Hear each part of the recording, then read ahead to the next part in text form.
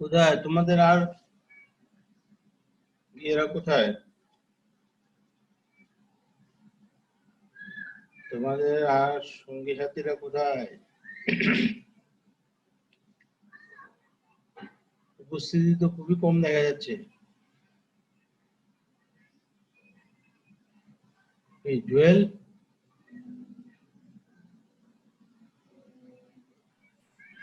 জি sir. উপস্থিতি এত কম কেন?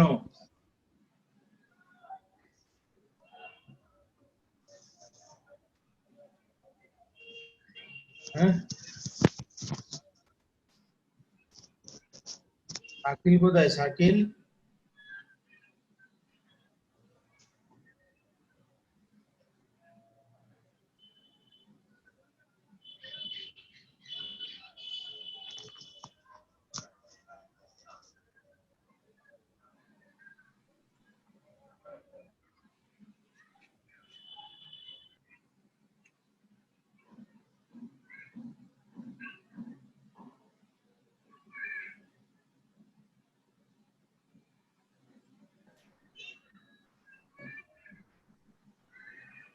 স্যার অনেক জায়গায় স্যার নেট কেটে দিচ্ছে। কেন? ওই যে স্যার এই রাস্তায় যে কেবল গুলা থাকে না, ওই কেবল গুলা নাকি সরকার পরিষ্কার করতে যাচ্ছে, মানে মাটির নিচে দিয়ে নেওয়ার জন্য আর কি। তো এই জন্য অনেক এলাকায় কেবল গুলা কেটে দিচ্ছে।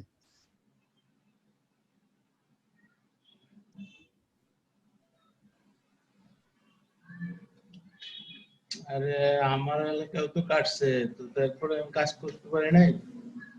আমাদের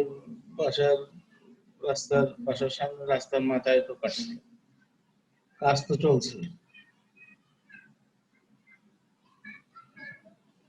জি স্যার, ওয়াইফাই, মোবাইলে তো নেট নেওয়া যায়। হ্যাঁ ওয়াইফাই আছে, তারপর কি আছে ওই যে জিবি নাকি? জি স্যার, মোবাইলে কিনলে হয়। হ্যাঁ, তুই?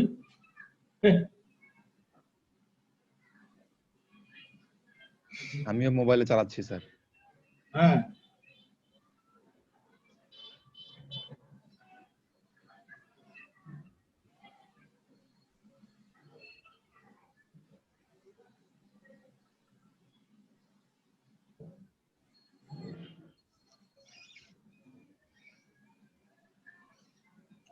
না তোমাদের স্যার অ্যাটেন্ডেন্স নেন, স্যার অ্যাটেন্ডেন্স নিলে স্যার উপস্থিতি বাড়বে।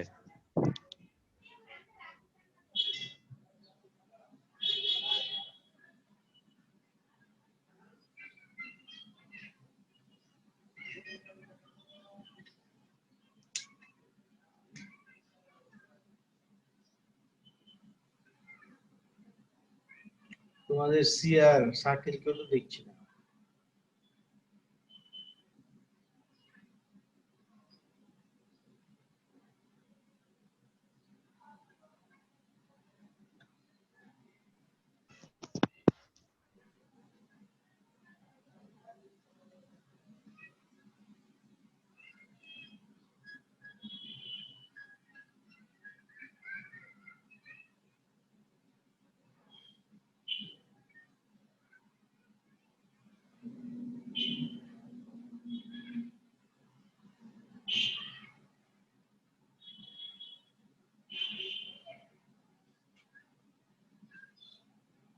না এই উপস্থিতিতে আসলে, আচ্ছা দেখো, শুরু করি আমরা কথা বলছি। সময় তো এদিকে আবার পার হয়ে যাচ্ছে। আচ্ছা, এইখানে এই যে উইবল ডিস্ট্রিবিউশন, এটা কি তোমরা দেখেছিলে? এটা তোমাদের হাতে ছিল? উইবল ডিস্ট্রিবিউশনটা কি দেখেছো?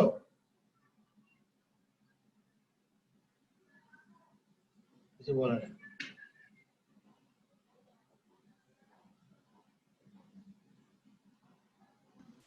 যাই হোক উইবল স্যার ডিস্ট্রিবিউশন, দেখেছি, হ্যাঁ উইবল ডিস্ট্রিবিউশন দেখেছি স্যার, দেখেছি।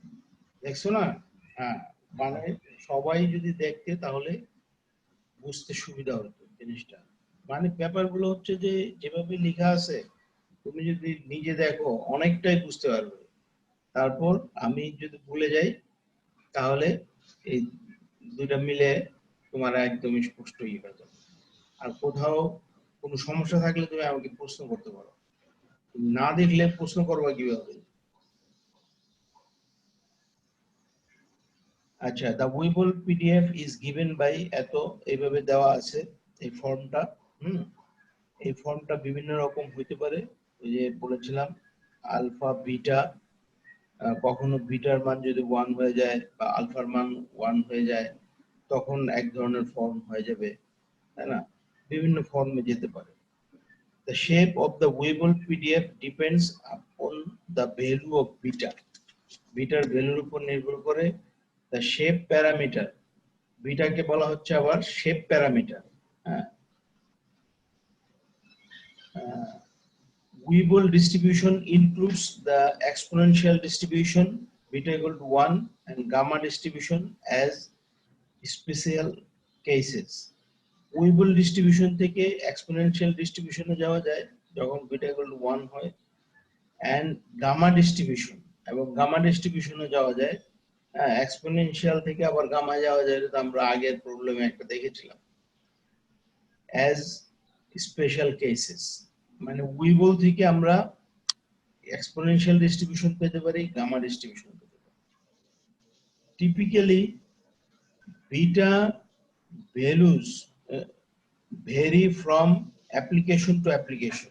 হ্যাঁ, বিটার ভ্যালুটা অ্যাপ্লিকেশন থেকে অ্যাপ্লিকেশনে ভ্যারি করে। Beta in many situations distributions with beta in the range 1 to 3 seem appropriate। অনেক সময় দেখা যায় যে 1 থেকে 3 এর ভিতর বিটার মান থাকলে সেটা অ্যাপ্রোপ্রিয়েট ডিস্ট্রিবিউশন হিসেবে পাওয়া যায়। মানে যে আমাদের যে ডিস্ট্রিবিউশন যেটা নিয়ে কাজ করি, যে লাইভ ডাটা নিয়ে কাজ করি, সেটার সাথে এই রেঞ্জের ভিতর বিটার এই রেঞ্জের কত পেজটা? মিলে বান। হ্যাঁ, কত পেজ এটা স্যার? এটা 31, গত ইয়ার 31, 9 গত, নাম্বার, 9 নাম্বার শীট, 9 নাম্বার লেকচারে। হ্যাঁ সেখানে কিছুটা বাকি ছিল না? স্যার জি স্যার, সেটাই 31 নাম্বার পেজ, 9 নাম্বার শীট। হ্যাঁ, আচ্ছা তাহলে the following figure shows some Weibull distribution for beta alpha equal to 1 and several different values of beta।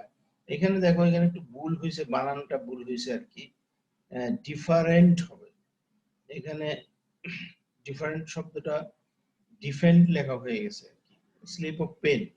হ্যাঁ, লিখতে গিয়ে এরকম হয়ে গেছে, এটা তোমরা ডিফারেন্ট করে নেবে শব্দটা আর কি।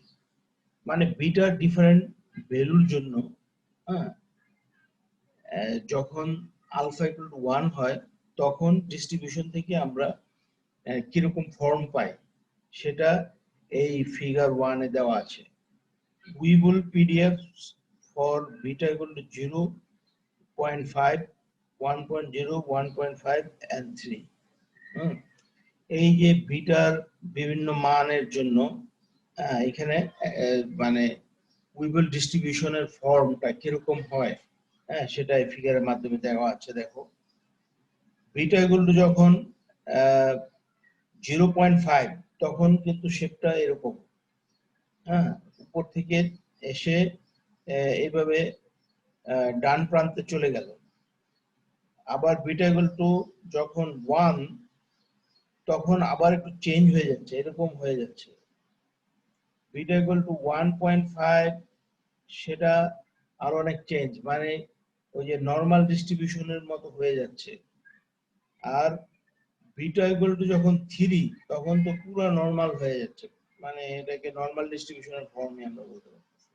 তাহলে দেখা যাচ্ছে বিটার বিভিন্ন মানের জন্য উইবল ডিস্ট্রিবিউশনের ফর্ম, হ্যাঁ, কার্ভটা বিভিন্ন রকম হচ্ছে, আহ, মানে অনেক চেঞ্জ হয়ে যাচ্ছে। যখন বিটা ইকুয়াল টু 0.5 তখন যেরকম ছিল, beta equal two beta equal 3 যখন, তখন তার চেয়ে অনেক ভিন্ন রকম হয়ে গেছে এবং সেটা নর্মাল ডিস্ট্রিবিউশনের মতো হয়ে গেছে। Application: the Weibull distribution is perhaps the most widely used lifetime distribution model. হ্যাঁ, Weibull distribution কে মানে লাইফটাইম ডিস্ট্রিবিউশন মডেলের ভিতর সবচেয়ে বেশি ব্যবহৃত হয়। The model is popular for mainly two reasons, দুই কারণে। এক নাম্বার কি, the model is fairly flexible as figure 1, ওই যে দেখা গেল, মানে ফ্লেক্সিবল মানে কি, উঠানামা করতে পারে, চেঞ্জ হইতে পারে। ওই যে দেখলাম যে 0.5 হইলে যে শেপটা 3 হইলে সম্পূর্ণ একটা ভিন্ন শেপে চলে আসতেছে, অনেক ডিফারেন্স। মাঝখানে 1, 1.5 বা 2 এগুলো হইলে এর ভিতরে থাকবে, কিন্তু ডিফারেন্ট ফর্ম। হ্যাঁ স্যার আপনার শীটের মধ্যে আমাদের যেটা দিয়েছেন স্যার, এখানে একটা পেজ মিসিং আছে মনে হয় স্যার। কত নাম্বার পেজ? কারণ স্যার 31 এর পরে স্যার 32 তো খুঁজে পাওয়া যাচ্ছে না। দি উইবল ডিস্ট্রিবিউশন ইজ পারহ্যাপস এর পরে স্যার একটা ফাংশন দেওয়া আছে আপনার, কোনো অন্য কিছু লেখা নাই স্যার। এস টি পরে sir alpha beta equal to T by alpha to the power beta থেকে ইনফিনিটি, এটা চলে গেছে স্যার। 31 আছে, 32 নাই না? জি স্যার। 32 পৃষ্ঠা নেই না স্যার। সবাই কি একই অবস্থা? জি স্যার। একই তো হওয়ার কথা স্যার। তো হওয়ার কথা না। 31 এর পর স্যার ওই হ্যাজার্ড ফাংশন দেওয়া আছে।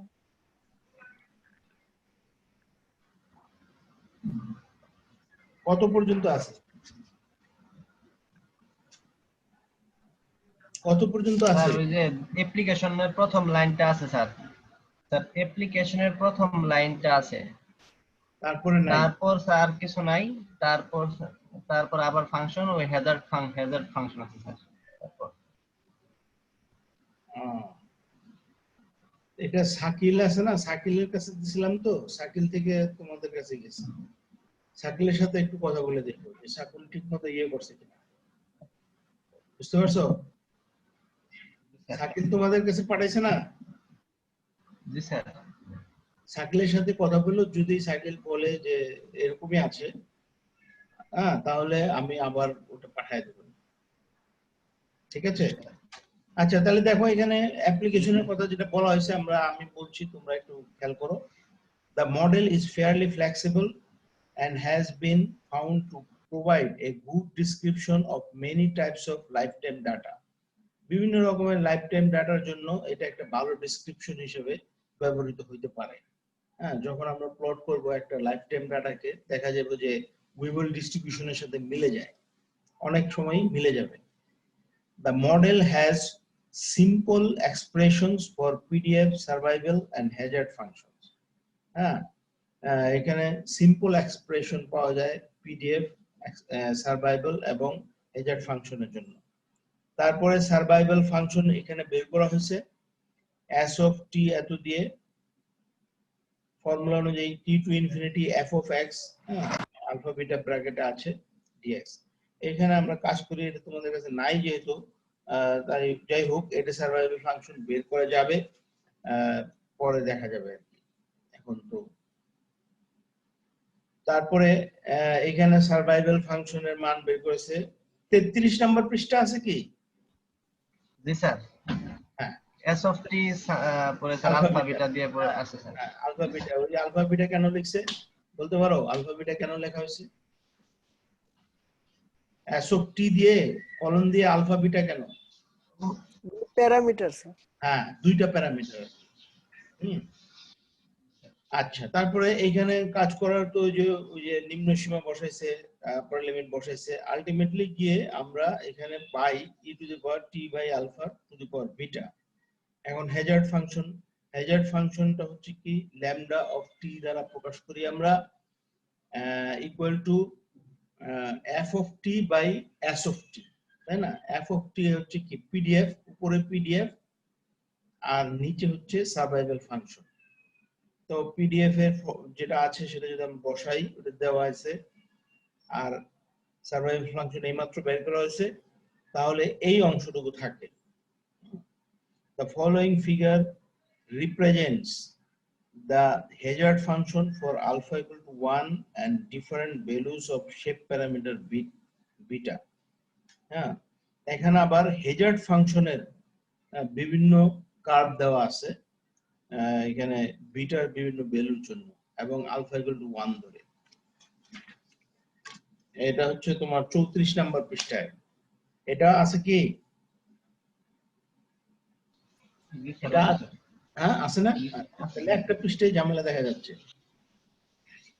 আচ্ছা, এখানে দেখো, এখানে ওই যে বিটা ইকুয়াল টু 0.5 যখন, তখন কিন্তু হেজার্ড ফাংশনের যে কার্ভটা সেটা অনেকটা ওটার সাথে মিলে। হ্যাঁ, ওই যে উইবল ডিস্ট্রিবিউশনের পিডিএফ এর সাথে মিলে, পিডিএফ এর যে কার্ভ সেটার সাথে অনেকটা মিলে। বাট তারপরে যখন বিটা ইকুয়াল টু 1.5 তখন কিন্তু যে শেপ এটা দাঁড়াইছে এটা কিন্তু আর পিডিএফ এর ওই বিটার ওই মানের জন্য আর মিলছে না, তাই না? এখানে বিটা ইকুয়াল টু 1.5 যখন, তখন অনেকটা নরমালের দিকে চলে গেছে, আর এটা এই যে এখান থেকে একটা মান মাঝামাঝি দিয়ে চলে গেছে, সামনের দিকে চলে গেছে, মিলছে না। আর এখানে বিটা এগুলো যখন 3 তখন ওই নরমালের ফর্ম আসে নাই, মানে ভিন্ন। এটা হ্যাজার্ড ফাংশন, ওটা পিডিএফ, হ্যাঁ ভিন্ন, যদিও একই ডিস্ট্রিবিউশন থেকে নাও। এই তাহলে আমরা একটা ধারণা পেলাম উইবল ডিস্ট্রিবিউশন সম্পর্কে। এখন আমরা অন্য একটা চ্যাপ্টারে চলে যাব, লজিস্টিক রিগ্রেশন। লজিস্টিক রিগ্রেশন এটা একটা ভিন্ন অধ্যায়, ভিন্ন চ্যাপ্টারে এসে গেলাম। Introduction. Regression methods have become an important component of any data analysis concerned with describing the relationship between a response variable and one or more explanatory variables.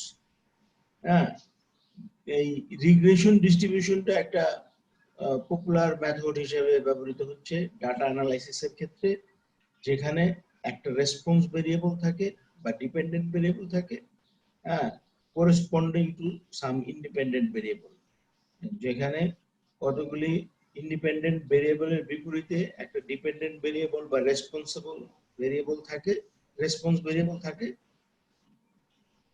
সেই ক্ষেত্রে রিগ্রেশন অ্যানালাইসিসটা ব্যবহৃত হয়।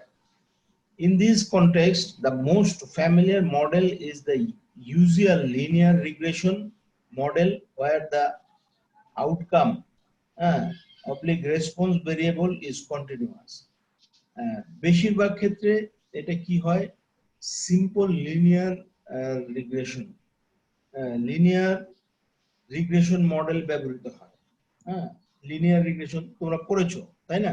যেমন যদি একটা ডিপেন্ডেন্ট ভেরিয়েবল হয় আরেকটা ইন্ডিপেন্ডেন্ট ভেরিয়েবল হয়, তাহলে রিগ্রেশন লাইনটা কিরকম হয়? রিগ্রেশন লাইনের সমীকরণ কি তোমরা জানো? মনে করো এক্স ইন্ডিপেন্ডেন্ট ভেরিয়েবল আর ওয়াই ডিপেন্ডেন্ট ভেরিয়েবল, সেক্ষেত্রে রিগ্রেশন লাইনটা কিরকম হয়? y equal to স্যার, হ্যাঁ y equal to beta naught, হ্যাঁ স্যার হ্যাঁ তারপর y equal to beta naught plus beta 1 x 1, এরকম। এক্স হয় স্যার এক্স x আর কি, যদি প্লাস মানে যদি একটা মাত্র ইন্ডিপেন্ডেন্ট ভেরিয়েবল হয় তাহলে x হবে। তাহলে ওই যে এই যে এটা হচ্ছে, এটা কি লিনিয়ার। তারপরে যদি একাধিক হয়, x1 x2 হয়, তাহলে কি হবে, y equal to beta naught plus beta 1 x1 beta 2 x2 beta 3 এইভাবে। এই যে ফর্মটা, এটা হচ্ছে লিনিয়ার রিগ্রেশন। এটাই বেশিরভাগ ক্ষেত্রে দেখা যায়, এবং এই ক্ষেত্রে ওই যে রেসপন্স ভেরিয়েবলটাকে কন্টিনিউয়াস ভেরিয়েবল ধরা হয়, এবং বেশিরভাগ ক্ষেত্রে এটাকে ধরা হয় যে নরমালি ডিস্ট্রিবিউটেড, মানে continuous এবং normal distributed. In most applications, the response variable may be discrete, categorical, taking on two or more values. কিন্তু অনেক মানে অ্যাপ্লাইড ক্ষেত্রে, মানে বাস্তব ক্ষেত্রে, প্রায়োগিক ক্ষেত্রে দেখা যায় যে রেসপন্স ভেরিয়েবলটা মাত্র দুইটা মান গ্রহণ করে, অথবা বিচ্ছিন্নভাবে দুইয়ের বেশি মান গ্রহণ করে। অর্থাৎ এটা ডিসক্রিট হিসেবে ট্রিট হয়। ওয়াই এর মান যদি মাত্র দুইটা হয়, এবং যদি মানে স্রেফ ওই দুইটাই হয়, তার মাঝখানে কিছু না হয়, তাহলে সেটা কি হবে, কন্টিনিউয়াস হবে না ডিসক্রিট হবে? ডিসক্রিট হবে স্যার। ডিসক্রিট হবে, কারণ তার মাঝখানে নেয় না। কিন্তু যদি দুইটা প্রান্ত থাকে, তার মাঝখানে মানও নিতে পারে, তাহলে সেটা কন্টিনিউয়াস হবে, তাই না? আবার এটাকে ক্যাটাগরিক্যালও বলে। তাহলে এই ক্যাটাগরিক্যাল ক্ষেত্রে তো এই আমাদের যে লিনিয়ার রিগ্রেশন আছে সেটা তো খাটবে না, কারণ একটু আগে আমরা বললাম যে লিনিয়ার রিগ্রেশনে আমাদের ডিপেন্ডেন্ট ভেরিয়েবল বা রেসপন্স ভেরিয়েবলকে আমরা ধরি কন্টিনিউয়াস, কিন্তু সেটা যদি না হয়, তাহলে আমাদের মানে ওয়াইটা, ডিপেন্ডেন্ট ভেরিয়েবল সাধারণত আমরা ওয়াই দ্বারা প্রকাশ করি, সেটা যদি কন্টিনিউয়াস না হয়, তাহলে তো লিনিয়ার রিগ্রেশনটা চলছে না। সেই ক্ষেত্রে আমাদের লজিস্টিক রিগ্রেশন লাইন ব্যবহৃত হয়। তাহলে যখন ডিপেন্ডেন্ট ভেরিয়েবলটা ডিসক্রিট বা ক্যাটাগরিক্যাল, তখন আমাদের লজিস্টিক রিগ্রেশন মডেল ব্যবহার করতে হয়। A very interesting and applicable method in such situations is the linear logistic regression method proposed by Cox 1970. এটা Cox এই মেথডটা Cox প্রপোজ করেছেন। আচ্ছা, এখানে একটা সাইড নোট আছে। Up to this point we learn, আমরা শিখছি what distinguishes a logistic regression model from the linear regression model is that the outcome variable in logistic regression is being dichotomous or polytomous. এই এতটুকুর ভিতর আমরা যেটা শিখলাম, এটা এমনি একটা বলা হয়েছে আর কি, এটা মানে একটু নোট হিসাবে, যে এই এতটুকু যে আমরা পড়লাম, তার ভিতরে আমরা কি জানলাম, যে মেইন পার্থক্য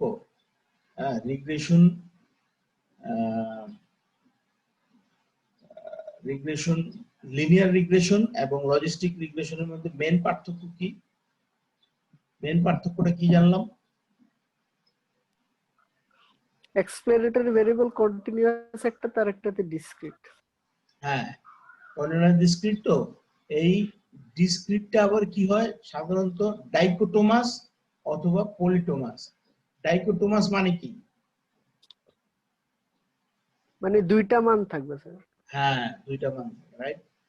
মানে সাধারণত আমরা 1 ধরি একটা, আর একটা 0 ধরি। যদি আমাদের পার্টিকুলার একটা জিনিস ঘটে, তাহলে সাকসেস পাইলে সাধারণত আমরা 1 বলি, আর যদি ফেইলার হয় তাকে সাধারণত 0 বলি। এরকম দুইটা মান। আর পলিটোমাস মানে 1 2 3, মনে করো 0 1 2 এরকম যদি হয়, বা 3, যদি 2 এর বেশি হয় কিন্তু বিচ্ছিন্ন, বিচ্ছিন্ন, মানে ওর মাঝে আর কিছু নাই। 0 1 2 মনে কর তিনটা আছে, এই তিনের এই ছাড়া হয় 0 হবে, না হয় 1 হবে, না হয় 2 হবে, মাঝে কিছু নাই। হ্যাঁ, তো এইটা হচ্ছে পলিটোমাস। হ্যাঁ, যদি 2 এর বেশি হয় মান।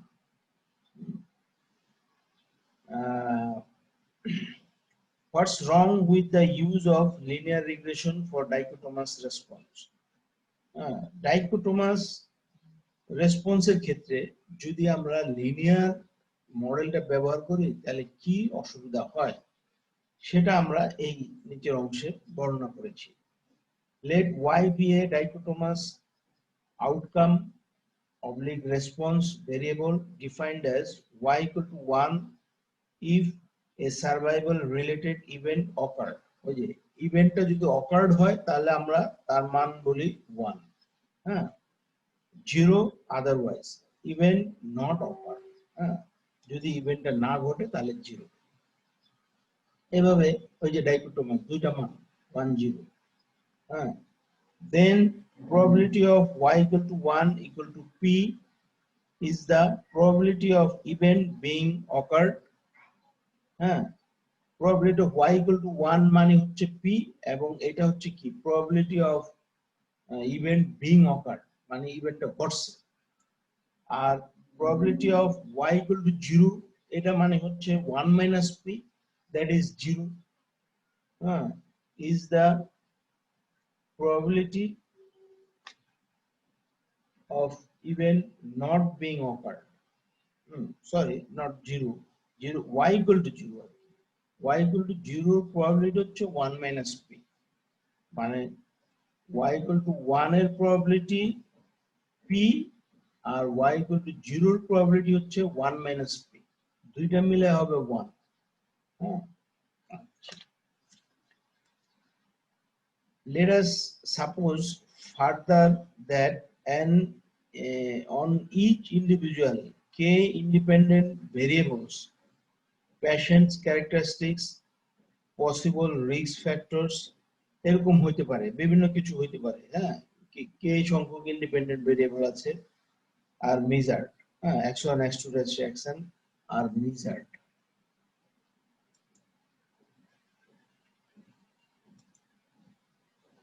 আচ্ছা, now the most common approach is to set up the following linear regression model.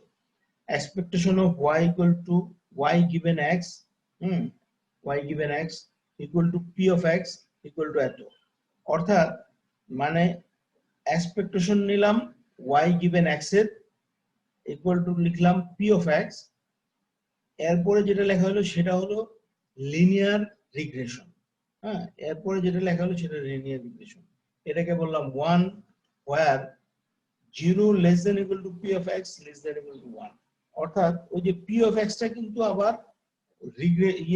ইয়ার প্রকাশ করতেছে, মানে লজিস্টিক রিগ্রেশনের প্রবাবিলিটিটা কিন্তু। তাহলে expectation of y given x equal to p of x লিখে পরের অংশটুকু লিখছি লিনিয়ারের। আচ্ছা, OLS principle can be used to estimate the parameters of the above model. OLS বলতে কি বোঝাচ্ছে বলতো, কেউ বলতে পারো? OLS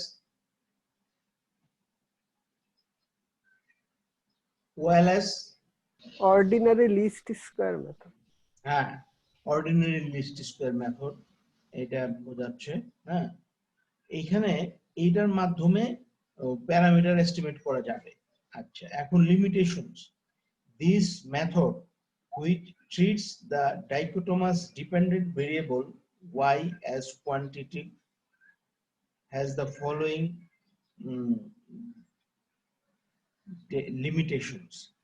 এখানে এই মেথডে কি করা হবে, ডাইকোটোমাস ডিপেন্ডেন্ট ভেরিয়েবলকে কোয়ান্টিটিভ হিসেবে ধরে এক পরিমাণবাচক মাপ ধরে কাজ করতেছে। কাজ করলে এই নিচের লিমিটেশন গুলি পাওয়া যায়।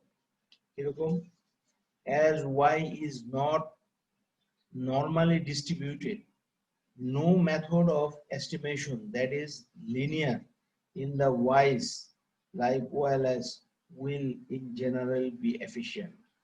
যেহেতু yটা কন্টিনিউয়াস নয়, কন্টিনিউয়াস না হলে সেটা নরমালি ডিস্ট্রিবিউটেড নয়, নরমালি ডিস্ট্রিবিউটেড না হলে ওএলএস মেথডটা ভালোভাবে কাজ করবে না, এফিশিয়েন্ট হবে না। ওএলএস কাজ করবে মেথড এফিশিয়েন্ট হইতে হলে ডিপেন্ডেন্ট ভেরিয়েবলটা কন্টিনিউয়াস হতে হবে এবং নরমালি ডিস্ট্রিবিউটেড হতে হবে, সেটা তো নয়। 2 number, it is possible for the OLS estimates obtained from the model 1 to lead to a fitted value that does not satisfy the condition. মানে একটা ফিটেড ভ্যালু পাওয়া যেতে পারে এই ওএলএস ব্যবহার করে, সেটা কি হবে, ওই যে রেঞ্জ আছে পি অফ এক্স কে থাকতে হবে 0 to 1 এর ভিতর, কারণ পি অফ এক্স একটা প্রবাবিলিটি, পি অফ এক্স একটা probability always always lies between 0 and 1, তাই না? 0 এবং 1 এর ভিতর থাকতে হবে। কিন্তু ওএলএস মেথড প্রয়োগ করে দেখা যাবে যে আমরা পি অফ এক্স এর এমন এস্টিমেট পেতে পারি যেটা এই রেঞ্জের বাইরে চলে যায়, তাহলে এটা তো আমাদের হলো না, অ্যাপ্রোপ্রিয়েট কিছু হলো না, কারণ আমরা রেঞ্জের বাইরে চলে যাচ্ছি। Because of the above limitations, equation 1 is not an appropriate model for dichotomous dependent variables. The linear logistic regression model suggested by Cox is much more appropriate. তাহলে দেখা যাচ্ছে যে এই ক্ষেত্রে লিনিয়ার রিগ্রেশন মডেলটা অ্যাপ্রোপ্রিয়েট নয়, এই ক্ষেত্রে অ্যাপ্রোপ্রিয়েট হবে লজিস্টিক মডেল। এরপরে comparison between linear and logistic regression. Linear regression, logistic regression. 1 number response. রেসপন্সটা হচ্ছে কি কন্টিনিউয়াস, এই যে আমরা প্রথম দিকে এই কথাটা বলেছি, ওয়াইটা হতে হবে কন্টিনিউয়াস, এবং সেটা রেঞ্জ হতে পারে কি -infinity less than Y less than infinity, -infinity থেকে ইনফিনিটি পর্যন্ত। এন্ড প্রায়োগিক ক্ষেত্রে এক এক রকম হবে, বাট সাধারণভাবে আমরা বলতে পারি যে -ইনফিনিটি থেকে ইনফিনিটি পর্যন্ত ওয়াই এর রেঞ্জ হবে। তারপরে রেসপন্স ওয়াই হচ্ছে ডামি, 0 1, একটা 0 একটা 1 এরকম, মানে এটা একটা এমনি অর্থ প্রকাশ করতেছে, এটা কিন্তু কোনো পরিমাপ করে মান নয়, তাই না? কারণ যে সাকসেস হইলে আমরা তাকে 1 বলছি, আর সাকসেস না হইলে তাকে 0 বলছি, তাহলে 1 কি কোনো মেজার নয়, এটা একটা বসানো হয়েছে, এই জন্য ডামি বলা হচ্ছে। Distribution of y follows n mu sigma square, a normal distribution with mean mu and variance sigma square. Distribution of y মানে লজিস্টিক রিগ্রেশনের ক্ষেত্রে follows binomial with parameter p,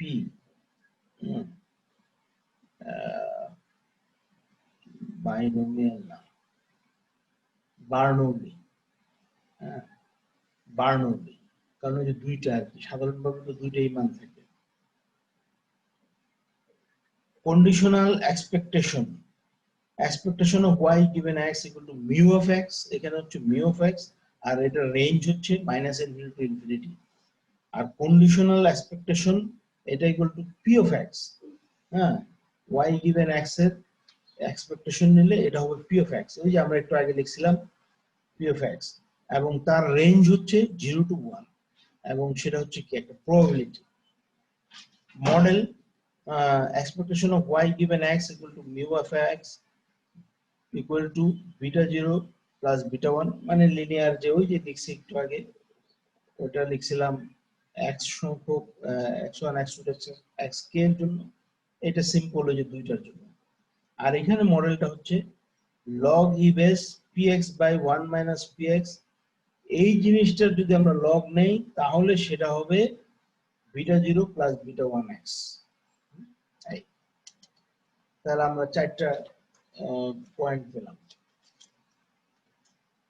এরপরে দেখো simple linear logistic regression model. Let y be a dichotomous dependent oblique outcome variable taking values 0 and 1, which may be defined as y equal to 1 if a specific মানে যদি একটা survival ফাংশনের ক্ষেত্রে event ঘটে তাহলে সেটার মান হচ্ছে 1, না ঘটলে 0। Let us suppose further that x be an independent variable which may be quantitative or categorical. Then আচ্ছা এটা কিন্তু কোয়ান্টিটিভ হতে পারে, ক্যাটাগরিক্যালও হতে পারে এক্সট্রা। বাট ওয়াইটাকে আমাদের হচ্ছে কি categorical, must be categorical. Then the simple linear logistic regression equation is modeled as p of x equal to p of y equal to 1 given x equal to এত, যে ফর্মটা আছে e to the power এত by 1 plus e to the power এত, or equivalently 1 minus p of x, p of x equal to যেটা আছে 1 minus p of x হলো কি probability of y equal to 0 হবে given x equal to, এখানে দেখো 1 থেকে যদি আমরা p of x এর যে মানটা লিখেছি সেটা যদি বিয়োগ করি তাহলে কিন্তু এই 2 হবে। 2 হবে। In terms of logic transformation of p of x, the model can be written as logit p of x equal to log e দিয়ে p of x by 1 minus p of x, p of x by 1 minus p of x এর ইয়ে করলে log নিলে আমরা ওই যে ওটা পাবো। ওখানে দেখো p of x এবং 1 minus p of x এর মান বসাও, মান বসায় যদি তুমি লগ দাও তাহলে কিন্তু এটা চলে আসে। এটা হচ্ছে কি লজিক এক্সপ্রেশন। লজিক এক্সপ্রেশন তাহলে ইকুয়েশনস 1, 2 and 3 represent equivalent